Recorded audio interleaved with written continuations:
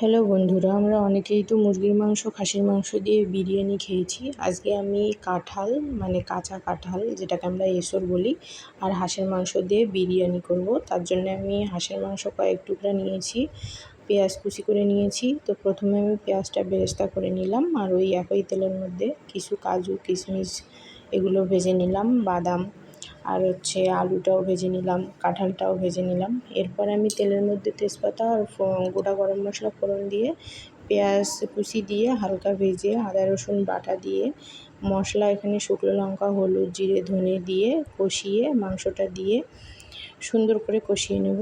আর কষানোর সময় এখানে আমি একটু বিরিয়ানি মশলাও দিয়ে দিলাম। আর এদিকে আমি ভাতটা করে নেব। তার জন্য এখানে জলের মধ্যে নর্মালি যা যা দিতে হয়, গোটা গরম মশলা, সামান্য একটু সয়াবিন তেল দিয়ে আমি ভাতটা করে নিলাম। আর এদিকে আমার মাংসটা কষানো হয়ে গেছে, তেল ছেড়ে দিয়েছে। এখন গ্রেভির জন্য সামান্য একটু জল দিয়ে মাংসটা রেডি করে নিলাম। এবার আমি বিরিয়ানিটা দমে দেবো। তার জন্য এখানে আমি লেয়ার করে নিচ্ছি। এখানে আমি দুটো লেয়ার করেছি।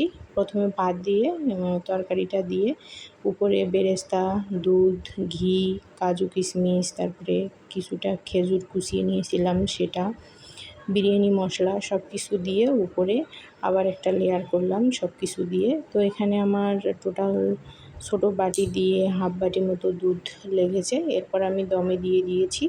এই দেখুন আমার বিরিয়ানি রেডি হয়ে গেছে। আর এটা খেতে যে কী পরিমাণ মজা হয়েছিল আমি বলে বোঝাতে পারবো না। আপনারা বাসায় অবশ্যই একবার ট্রাই করে দেখবেন, অনেক সুন্দর হয় খাইতে আর সব কিছু অনেক সুন্দরভাবে